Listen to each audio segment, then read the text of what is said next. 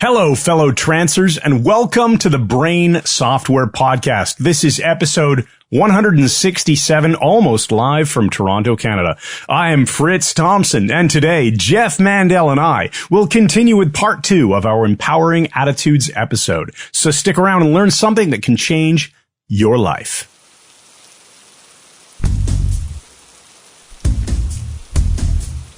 Yo, Scro, what's happening, Pouch? It's a rainy day in Pizzaville, but this is no commercial. This is real. It's getting kind of scary for me, Gooch. The road's washed out, the banging started, another cylinder's landed, the coffin's empty, and the phone calls are coming from inside the house, Scro. Just kidding, bag. All's awesome up here in the 17th dimension. I'm spending a lot of time these days. I just dropped into level 42 the other day. It was like a freaking Mandela effect sideshow, Scro. Niels Bohr was president of the United States, man. Even weirder than that, Buffy St. Marie was vice president. Can you dig it? It was really far out, douche.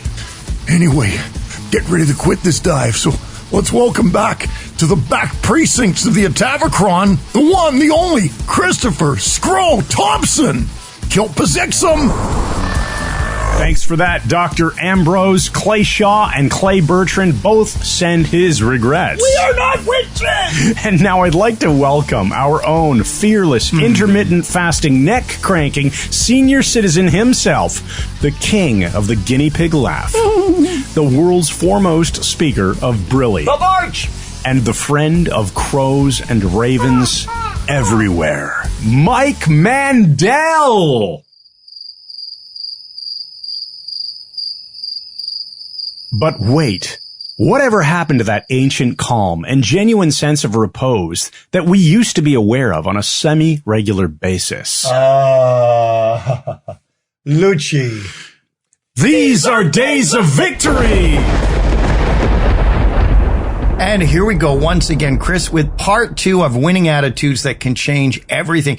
And, I understand you've been kind of busy science-wise lately. Nice to have Dr. Ambrose doing our intro. You've been doing your chemistry again with your daughter. I'm back into grade 12 chemistry. Haven't done it in a long time. Helping my daughter out with school being part online and part not online, in person. It's quite a difficult time for a lot of kids, especially with some of the science heavy stuff. And with Ontario High School, they've basically accelerated the curriculum. So you only have half the number of total hours, and only half of that half is in person. The other half is online.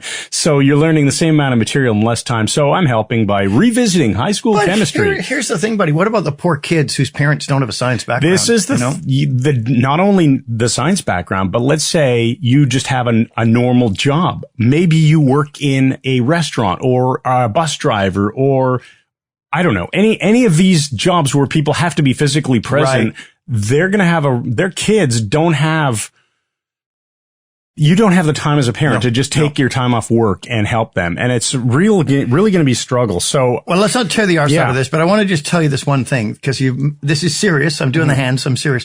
When I was in grade 6, Donald Thane's class, a kid in the class who I hung out with, he was the other smartest kid. His name was Gord Kent. Gord Kent in grade 6 had a special dispensation and he was taking grade 12 chemistry in night school. Oh, wow. He was in grade 6. There you go. I wonder if he wound up being a chemist. Maybe he could teach me. No, not on a chemist salary. All right, let's get into this. Let's go. So this is episode 2, as you said, of attitude and gratitude. Part 2, Part 2. What did I say? Episode 2. Episode 2, part 2, yeah. Starting. Oh, man. All right, it's another one of those days. But like anything, were you promoting anything? Yeah, I think, I want to remind everyone is that we have a really great offer for Journey to the Castle. Reminder, this is completely free audio recording. Mike, it's your finest work. It creates such an emotional response, and it's so rejuvenating. Yeah, that's the right word at the end. Go to MikeMandelHypnosis.com/castle and just download that sucker. It's awesome. Thanks, buddy. All right. Thanks for the plug. Onwards and upwards. We got think tank words with our winning attitudes that can change everything. Our think tank words for today, chosen actually from the Savo Bukacek think tank, not the short way of doing it when I'm at the cabin going online. Yes. But the words are dispatch, pouring, and squirrel. All right. Well, that's thankfully 3 words I'm familiar with. Again. Okay. So dispatch, what do you come up with? Dispatch, I suppose it's basically, to me, it's that taxi dispatch, hey, we need a car at such and such an intersection. It's going to be a guy in his 50s and he's going to be waving his umbrella at you, kind of thing. Oh. That's not a shot at me, only saying 50s to try to disguise it. I just made it up. Yeah. I know. But so how does that fit though? Dispatch. I would say it makes me think about dispatching the right ego state, the right attitude at the right time. You might want to dispatch that dog of yours right that's now. Barking. Yeah, that's hilarious. We'll just ignore him. Yes. That's what I'm thinking. Dispatch. Okay, Dispatch the right ego state, the right emotion at the right time, the right part of you to take care of what needs to be taken care of. And now that's good. The word pouring. Ooh. This is very interesting because there's a term when you would really help a kid, just to sort of mentor them, help their life along, encourage them. The term is pouring into their life. Oh, yeah. And it's basically you're giving them the benefit of your experience and so on. And we're coming up to that on our very first point. So we're back to the, what can we do of our resources? What resources can we pour into somebody else's life that will take nothing whatever away from us, but can really change things for somebody else? Yeah, I was thinking about pouring just in terms of liquid as well. Well, you're wrong. The idea that a liquid can maintain its volume, its temperature, pressure, all that stuff, but it can change shape and just technically you're saying move. A fluid. Yeah, fluidly move. Because they don't have to be liquid. Gases can be fluids. Right. It maintains its volume. Gases aren't liquid though. It doesn't maintain its volume. Right. Because you said a liquid. And I said, well, if you say fluid, it's more general, right? Yeah, that's right. But I'm specifically talking about a liquid here. Yeah. But thanks for that attempted correction. It was a correction. He just refuses to receive it. Attempted correction. So let's go to squirrel. All right, squirrel. Squirrel that whole thought away. Yeah, don't go right to nuts. I know where you're going. No, I'm not. I'm not. I'm actually going somewhere completely different, Mike. Here's an interesting, refreshing change. We've been producing the NLP videos, and we just recently shot the ones on reframing. And interestingly, a squirrel is such a cute animal to so many people, except Renee Klein, who got bit by a squirrel when he visited from Germany. That's right. We had to take him to Toronto General Hospital. Oh, yeah, that was so funny. Squirrels look so cute with their fluffy tail, but if they don't have the fluffy tail, they look just like a rat. No, that's interesting, isn't it? Yeah. So small things can make a big difference. Isn't that the truth? Squirrels, there's a way, and I'll give you this as a secret.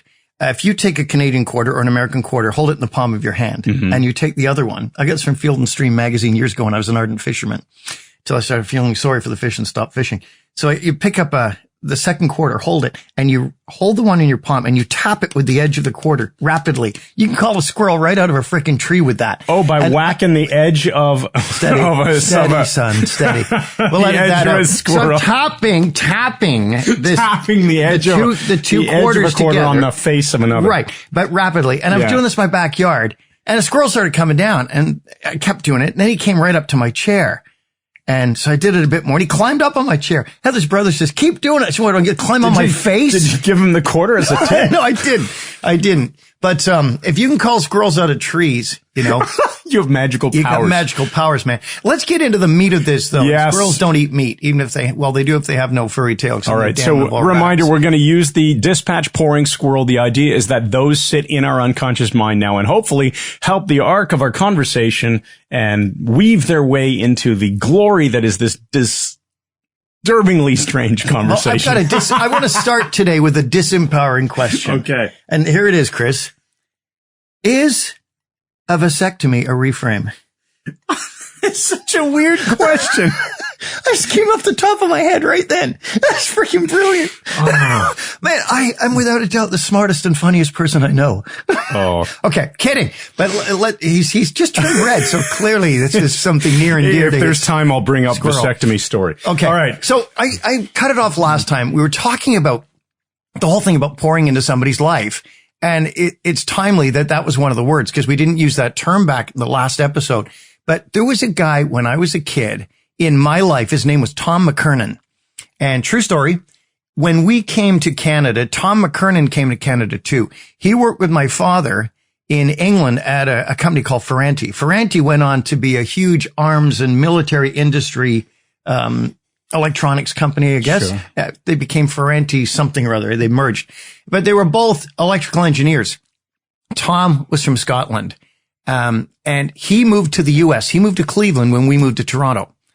So I'd only see him maybe once a year. He would just phone my mom and dad from somewhere out in the West End. He'd say, I've decided to drop in. He'd drive in overnight from Cleveland and just arrive at our house and stay for the weekend. And those are the best weekends of my life, because this big Scotsman who became so American, he wound up doing some contract work with the company he worked in the U.S. for the CIA on lasers and backpack radar things for men in Vietnam and so on. He was fascinating. But this guy made my life great. He would just always find a way of brightening my day. He had this little penknife on a keychain. He could tell I liked it, so he wound up giving it to me. Bought me a model of a Corvette and the paint to paint this. And just something about it. When I think back to the best memories of my life, many, many of them involve Tom McKernan. The last time I saw him was when my mom died. He came to Toronto for her funeral in 1977, July the 7th. And he took the whole family, about 20 people, out to a Japanese restaurant afterwards and bought lunch for everyone. Just a really cool guy. And this Scotsman living in the U.S. could speak fluent Japanese. Oh, that's wild. And you should have seen the chef when Tom just started cracking off in Japanese. But my point with all that is not a metaphor or meta 5. It really made me want to be that kind of person for somebody else. Like, you know, give them life. Yes, give them a book, encourage them. And really, when you think about it, the things he did were quite small, but they were timely. He picked the right moment to have the maximum effect. Ooh. So timing is everything. Did you have something like that in your life? When you were building contact explosives and that, did you have a Niels Bohr in your life? No, really, just my dad was instrumental, of course, in fostering my love and interest in science and math and all that kind of stuff. So he was probably, just because we'd always have cool conversations, I could ask him pretty much any science-y question, and we would talk about it and figure it out. And so he encouraged you and developed your whole science geek thing that you have now. I'm not sure how much of it was just pure encouragement or how much it was natural, just my own interest, but he sure took an interest in my interest. Having met your dad, I can see how he would do that, because he's a scary smart guy. He really is. Well, that's good. So that's a challenge, you know. It's saying to the people listening, who can you be a Tom McKernan or a John Thompson? Yeah, you know? There you go. And here's the next one. This is way out in left field now. It's moved so far away from mentoring or pouring into someone's life. But never mistake your job for your freaking life. That is so true. It's a key thing. It's a dangerous thing. You know, when I was doing a lot of keynotes for Speaker Spotlight, one of the keynotes I wanted to put together was on this very thing. And as you know, Chris, we have so many interests, so many things on our plate. We never get around to most of them. You and I especially. But I wanted to do a keynote called something like Making Your Work Life. You know, the takeoff of making your life work. And recognizing your job is the means to your life. It isn't your frickin' life. We had a family member who passed away at a very old age, and he was kind of a miserable bastard. And the only thing they said about him at his funeral, the best thing they could say was he was a businessman. Yeah, he was really dedicated to his work. Yeah, I mean, that was it. Yeah. So it'll make your life work, but don't make your work life. Yeah. How do you prevent yourself from doing that? And I know you've done it this year, because you have this amazing ability to just go and go and go. And when things are cooking in our business and we have new products and things coming out, you can lock yourself down and just go into super mode with this stuff. How do you know when to rein it in? Well, I think I know when to rein it in when I realize it's when I realize that I have overswung in terms of I'm doing too much work, and I'm not noticing that I haven't been around with the kids or with my wife and hanging out as a family. Are you having a breakdown? It's been nice intervention. It's been phenomenal recently. I mean, the family's had so much awesome time together, where it could just be doing schoolwork together, or it could be doing a Christmas jigsaw puzzle, or just listening to music, or just hanging out all in the same room. Yeah. And I've actually reduced the work side of my life enough to get that back into balance, because it had swung too far in that direction. But you've done it spectacularly well. I've mentioned it before. Ever since you picked fun and put that as your word of the year, you're practically getting nothing done anymore. Yeah, that's right. You're having a laugh. You know, you found the balance.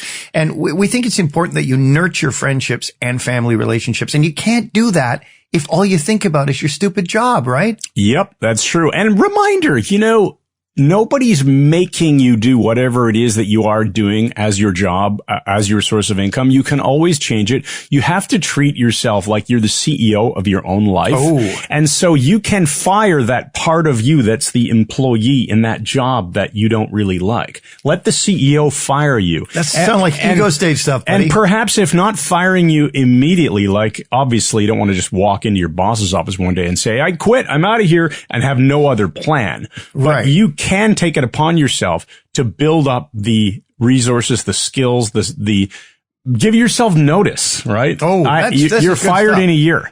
You're fired next year. That way you have 365 days to go and figure out what's next and no financial pressure in the meantime. Just think about how you can implement those changes because nobody is forcing you to do what you're doing. And you made that very clear to me that one day we were at the pub and I said, I better leave. I've got to get up at 5:30 because I need to get to work. I've got this important job. And you said, choice you made. And I reframed it into, actually, it's choice I'm making. Yeah, continuously making. Yeah. So keep that in mind. And you stop continuously making it. Yeah. And make some different ones. Yeah. Make some and awesome your life is choices better now. Yeah. Way better. Well, okay. This is the next one is blood is not thicker than water. Now, scientifically it is. Blood is actually 6 times as thick as water.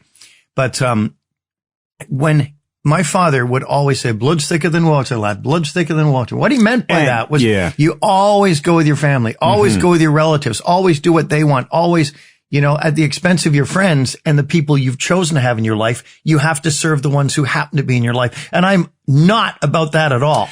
I think that can be ridiculous. Yeah, I think there's limits to that. Accidents of birth. I didn't choose what family I would be born into. I didn't choose to be a Presbyterian with a Jewish name. That's right. But I like the mix. Yes. But seriously, choosing where and whom you spend your time with is really important. And I've gone through a lot of family clashes. I guess every family has. But there are people who I simply do not spend time with. There's people in my family I love dearly, my sister and my niece and people I haven't seen much lately. Not through choice. It's just the circumstances of a busy life. But there are other people I choose not to spend time with because they're freaking toxic. Yeah, stay away from toxic people. That's a message. Even if they're family, though. For sure. If they're family. And then there's difficulties around, well, what if it's, we had an email come in once and it was, well, what if it's your mother?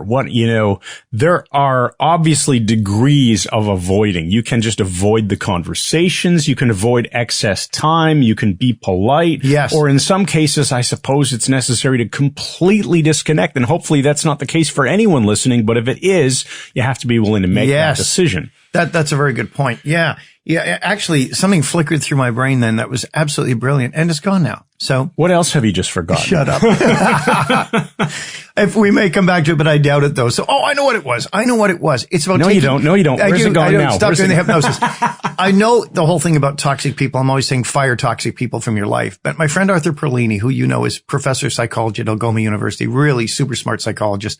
And he's the one who talked about the asylum. Now, John Grinder said to me once, how many people do you know can actually say that? But John Grinder said to me once, he said, nobody reacts normally with him because he's John Grinder. So he carries this distortion field around him. Everybody acts weird around him because they're always freaked out that it's him.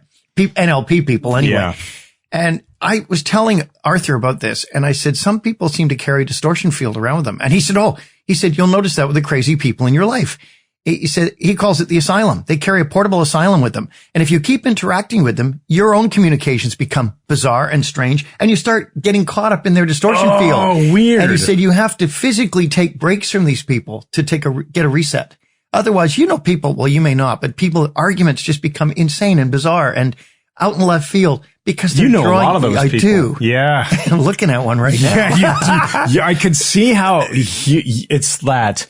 You got it. If you willingly engage in the psychodynamic loop. Yeah. It gets me back to grade 12 chemistry, Mike. Atoms share a hybridized electron orbital. Or not, electrons, not atoms. Yeah, if you don't want to be part of that bond. Absolutely not, Chris. Covalent bonds. I want to be part of a metallic bond whenever I can. So disconnect from it. Stay away from the asylum and be the best you can possibly be. I think people don't aim high enough a lot of the time, or they aim too high, don't achieve it, and then just give up. Yeah. Well, this wasn't going to happen anyway. Like take breaks.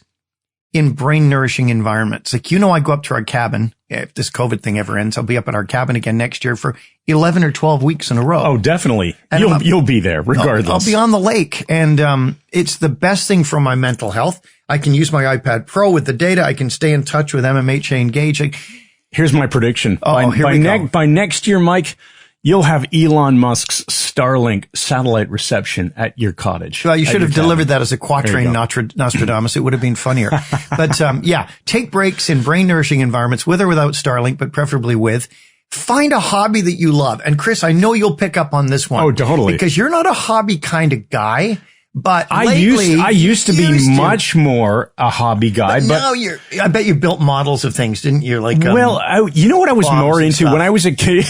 You're such a strange man. You start with vinegar and baking soda, and you move on to nitrogen triiodide. I love making anything electronic. I remember going to a garage sale one day, and I found this kit. It was springs and wires and electrical components. And the springs were essentially connected to the leads of the components, resistors, capacitors, switches, light bulbs, voltmeters, whatever it was. And so there was a battery compartment. You could put a 9-volt battery on it. You could connect wires to all these different springs, which would take the electricity through all the different, and there was a whole big manual of all these things you could make, projects. AM receiver. Okay, I had one of these. I had a Gilbert science set that did all this. My dad used it way more than I did. I was too busy learning hypnosis. Stuff. So, of course, anything to do with a soldering iron, anything to do with the breadboard, thanks for putting the L in it. Yeah, I know. I hate when people say soldering. In England, we say soldering. Soldering. Now, listen, the reason I mention this is Chris has recently bought Hobbies. A Stratocaster. He's bought a Fender Stratocaster and an amp. Yeah. That's your new hobby. I mean, that's how you decompress now, isn't it? When I was a young teenager, I got into playing guitar. Never really knew how to play well. Always just pure self-taught. And so something like 25 years later, whatever it was. Yeah. More. I've decided I'm going to get back into it. Fantastic. And it's a great hobby. It's wonderfully rewarding. Electric guitar is the most adolescent sexuality thing any guy can have. There's something, it's the rock star thing, right? I would always compensate with extreme volume for lack of talent, but it works. My father-in-law said to me, when I told my father-in-law I'd bought this guitar, he said, well, why didn't you just get yourself a new acoustic guitar? Is he out of his mind? And you listen to a lot of Bruce Coburn, don't you? I just said, I said, it's way more fun to play electric. Of course it is. The variability in what you can do is endless. Well, buddy, that leads to a horrible thing. All my friends were getting electric guitars when I was in public school. Wayne Yanni, Brian McDowell, Larry Taquino, Brian had a bass, and I wanted one. And there was one I wanted for Christmas, only $49, a Saturn electric guitar, 3 pickups. And my cousin Chris, who was 6 years older than me, he says to my parents, oh, he doesn't need an electric guitar. Just get a pickup for his acoustic guitar. Oh, I get this big boxy acoustic guitar, and they're, okay, so it'll be way cheaper. All my friends got these sleek electric guitars in wild colors, and I get a big boxy acoustic guitar with a microphone clipped on it. It's like Jack the frickin' idiot. Okay, let's get back on topic here. But the idea being, if you can find something that you really enjoy doing and contributes enjoyment to your life. Yeah. It doesn't have to be about getting stronger or losing weight or learning something that will make you smarter. It's just fun. And there has to be some of that in your life. Lucci. And to me, the challenge of learning how to play guitar is much more rewarding than the enjoyment of, say, just watching a movie on Netflix. Got it. All right. Now, I'm going to skip the next one because I know you're going to Ken Sweatman it. We're too far ahead. Of course I will. So let's go right for this one. Everyone's going to write in and wonder what it was. Take breaks from food, drugs, and alcohol. That is a powerful thing. Right now, I'm in the middle of another 72-hour fast. Mm-hmm. I do a 72-hour fast from What do you Sunday mean by drugs, Mike? I mean, even things like if you take painkillers. Like, people who take a lot of Tylenol or people who take a lot of Advil. It's not good for your system to do that too consistently. Mm-hmm. And I'm liking the 72-hour fast. I don't take a lot of painkillers. My neck's a lot better than it used to be. Just it's deteriorated to the point the nerves are. I don't think I ever remember, except for extreme notes. I don't think you ever say, I took a painkiller today. No, I don't. Thanks, buddy. But even wine, like I don't drink. I have one, like 3 beers a year because they bloat me too much. Yeah. Occasionally tequila when we're at Hypnothoughts Live in Las Vegas with soda. But most of the time, Heather and I will have wine with supper. Red wine or white wine. We split a bottle of wine. But when I do the fast, it's a break from that too. Yeah, you have nothing. 3 days. Yeah. And my liver just, it's staying healthy. It's recovering off like Jack the freaking liver recoverer. It's a good idea to take a break from that stuff, of course. Yeah. All right. I've got here. I'll let you pursue this one. Nurture your inner child. Well, yeah, that's, if you ever, and I have caught myself many times just being way too adultish and way too freaking serious. And, something's happening and you want to take it seriously. Just tell yourself, shut up and laugh, you fool. It's just shut up and laugh. Stop talking and internal dialoguing and stop talking out loud or silently internal dialoguing about how you wish the other person was taking this more seriously. Shut up and laugh. I'm going to make a shirt that says that. Shut up and laugh. There you go. Shut up and laugh. That's the theory of this podcast right here. That's it. Now get back to the inner child, though. Everybody still has an ego state that is an inner child. In fact, you have probably several of them at different ages of development. And I think it's important to find the things that made you happy when you were a kid. I don't mean live there. I don't mean camp there. But if you had a special book when you were a kid, and I revisit it, find it again, like buy it again, read it again. One of the most fascinating conversations, Heather has this cube of all these questions you can ask around a table to stimulate the lost art of conversation. Samuel Johnson was the greatest. And one of them was, what was your greatest Christmas present you ever got and what made it great? Or what Christmas do you remember most? Yeah. Things like that. And I think back to, I got my Remco Movie Land drive-in theater. It's a little thing with driving cars and a little projector. Nice. It's incredible. Do you know what when you said that, the best Christmas present ever, what first came to mind isn't actually the correct answer. It was what second came to mind for me. Okay. So the first one was, I wanted a barbell set. Because I was just, 14 or something. And I wanted to be more muscular and I was really into exercise. And I would look through this consumer's distributing catalog and just dream about what I could get, exercise, this and that. And one year my parents got me the barbell set with the vinyl coated cement weights. I know the ones, the Joe Weider ones. Yeah. And that was fine. But that's not really the childhood ego state. Here's what it really was. Okay. There was the, sleds or toboggans or whatever. There was a thing, and it's still around, I'm sure. It was called a GT Snow Racer. It was sort of like a mini 2 skis and a third ski at the front on the steering wheel. So you can steer. I know the one you mean. Yeah, it's almost like a tricycle, but on skis. Yeah, that's exactly the way I think of it. That's got groin injury written all over it. Oh my goodness, buddy. That was the most fun toy in the winter that any Canadian winter living kid and I lived in Ottawa at the time with a hill across literally across the street was the snow sliding hill. So right across the street. Didn't have to go anywhere. Yeah. Lived there all winter long with my friends, and we made ramps and we did all this stupid stuff, and it was hours of fun where you'd be completely oblivious to the fact that you hadn't eaten in hours. Time would pass really quickly because you're having a blast. It was hypnosis.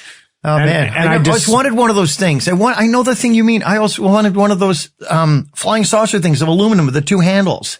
You sit on it and there's no control. You just spin. I think by the time I was a kid, they made them out of plastic. Well, they made them illegal, like long darts. No?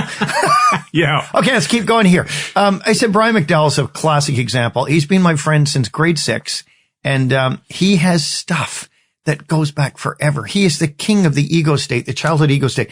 He'll drive through his old neighborhood about twice a week and just phone me and say, "Oh, I just saw that place where Wayne Yanni did this, or Larry Tacchino fired that slingshot and broke those Christmas lights." And he just stores these memories. He can remember them perfectly. But it's cool because they are a resource. Your childhood memories can be a powerful resource. I think it's probably time for a mini empowering question right here. Simply, what aspect of fun did you used to have that you can bring back into your life, and who will you do it with?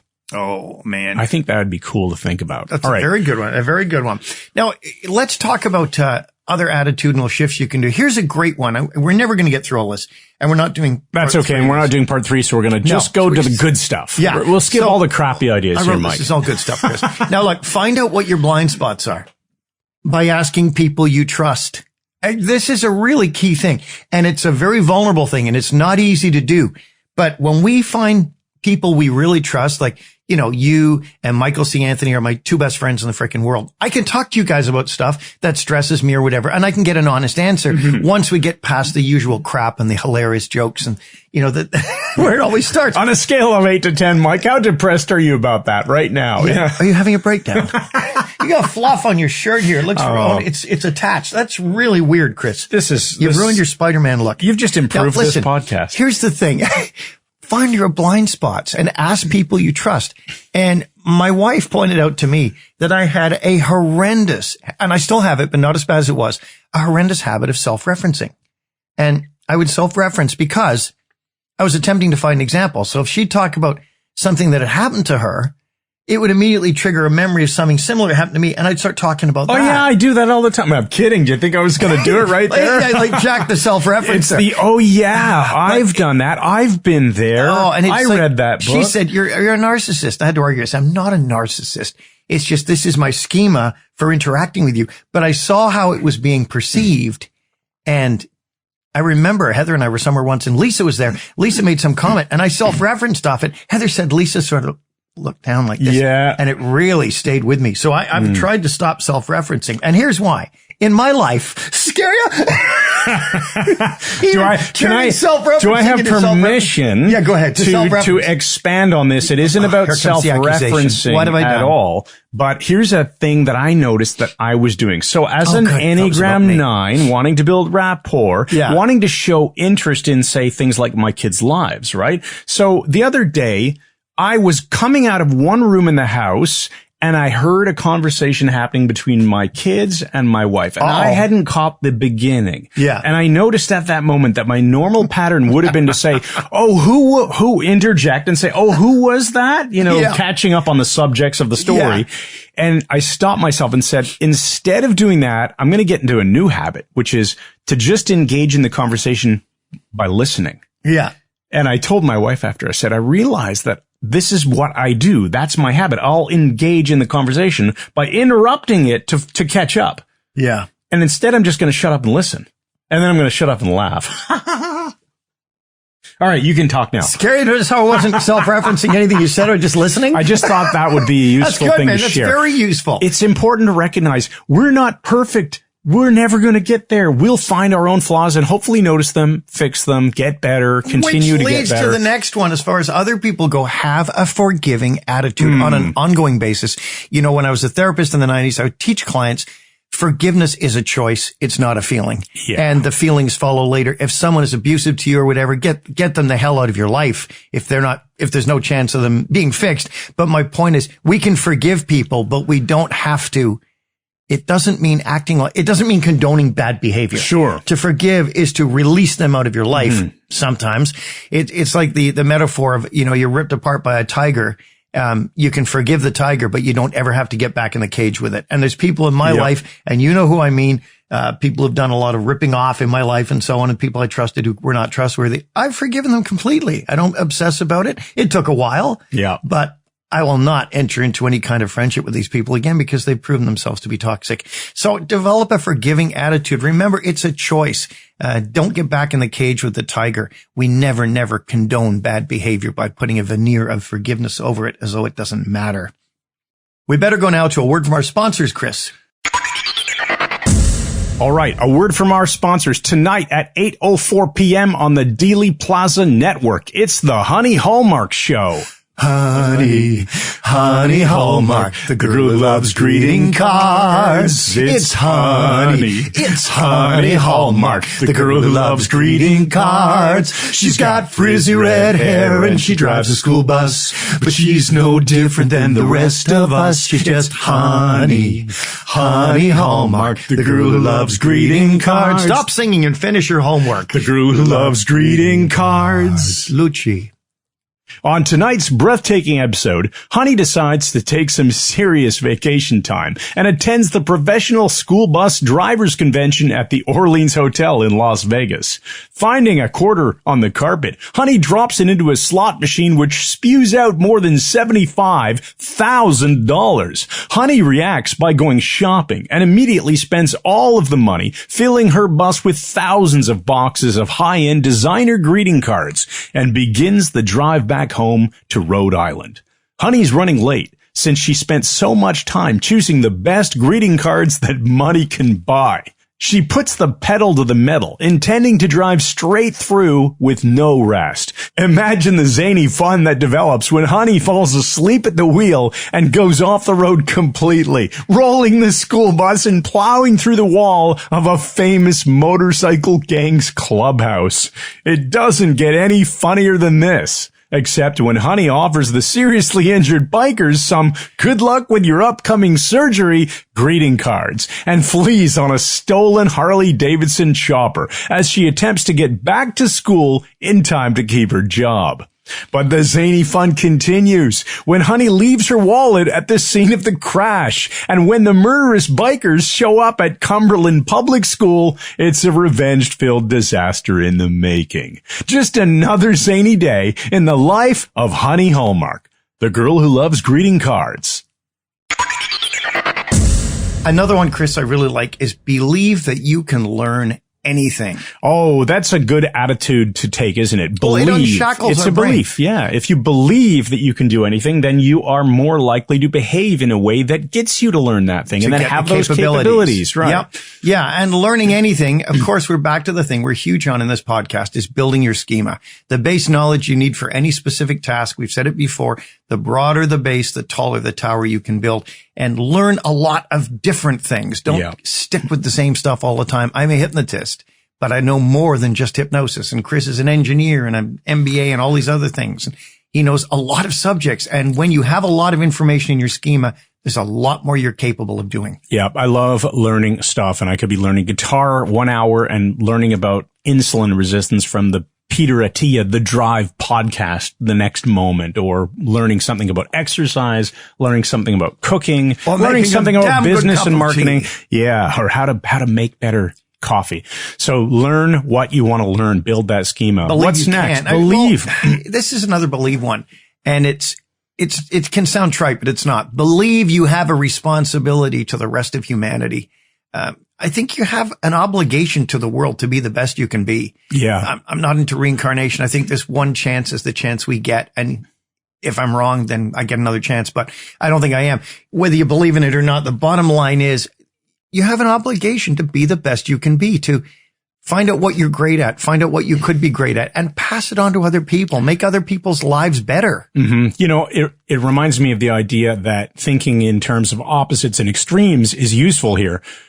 If you don't believe that you have a responsibility, then you must believe that nobody does, or that it's somebody else's responsibility.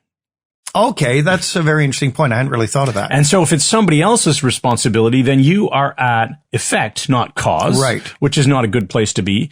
And if it's nobody's responsibility, then what the heck's going to happen to this world, right?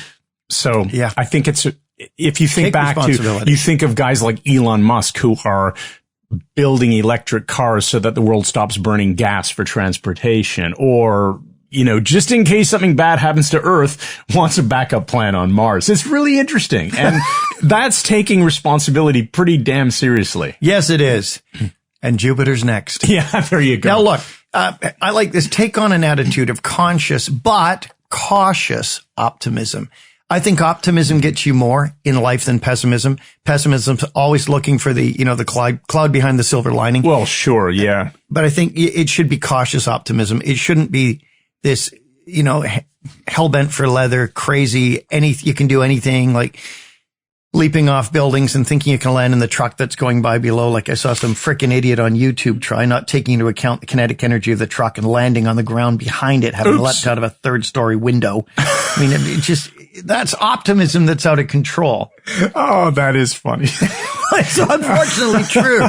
But, I think we need to be optimistic, but we need to rein it in. So make our optimism maybe an 8 out of 10 instead of a 10 out of 10. Yeah. Because stuff happens. Yeah. And you can believe that people, you can give people the benefit of the doubt and assume that people have good intentions, but that doesn't mean you want to be completely just not paying attention to the fact that when things don't go the way you were hoping they would, right, some people are evil, right? You don't want to, oh, it's okay. That guy must have accidentally just opened my front door. He's not here to rob me. Yeah, despite the fact he's got a sawed-off shotgun in his hand. Yeah. And he's wearing a ski mask or a COVID mask. But let's close with this point. And I don't know if I've ever told you this, but this has served me very well. At 11 p.m., everybody's right. Oh, Let me tell you what that means. Yeah. You get into stupid family arguments and discussions, and they can get quite heated because people have strong feelings about different things. And when 11 o'clock hits, I just say, everybody's right. Everybody's right. Yeah. The Bible says, do not let the sun go down on your anger. It's the same thing. Reconcile stuff before you go to bed. Don't be sleeping on a couch or don't be in the doghouse, but just everybody's right at 11 o'clock. I've heard you say that arguing before. at 11. I just stop. I've heard you say that before. I love that Even though I'm expression. right. It's such a simple expression. Everybody's right. Everybody's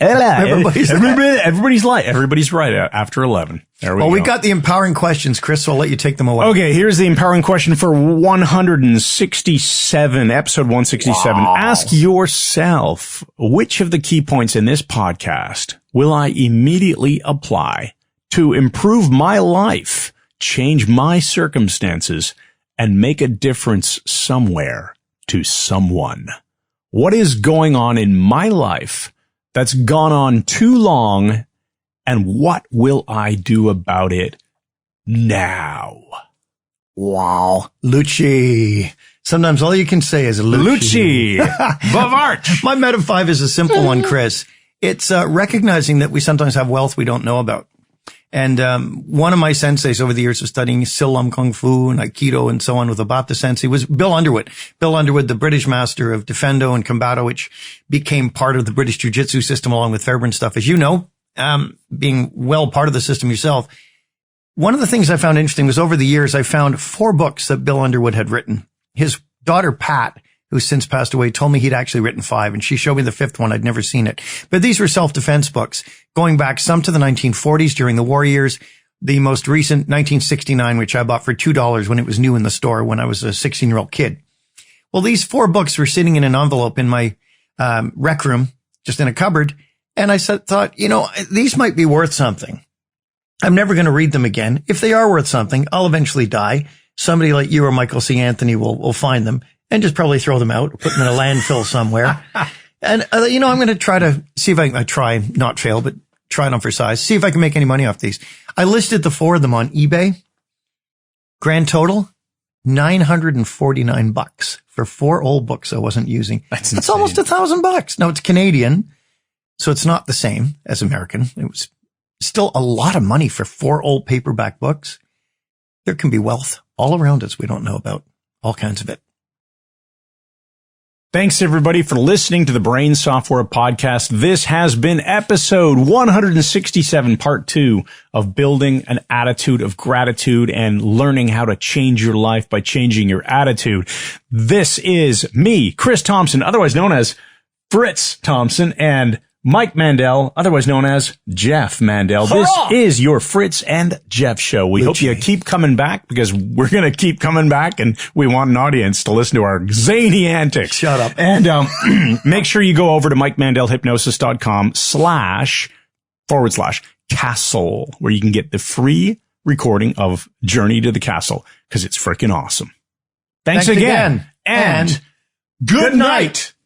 Boom, boom, boom, boom, boom, boom, boom, boom, boom, boom, boom, boom, boom, boom, boom, boom, boom, boom, bum doo doo, bum bum bum bum bum, bum ba ba bum bum bum bum bum bum bum bum ba da dun dun dun dun dun dun, bum da dum bum bum bum bum bum bum bum. From the Atlantic to the Pacific, wherever we may roam, they all call it vinegar, but I call it home.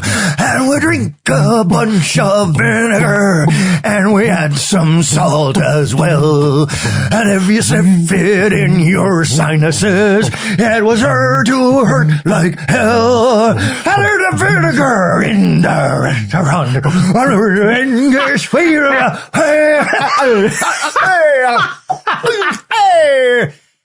I call it home.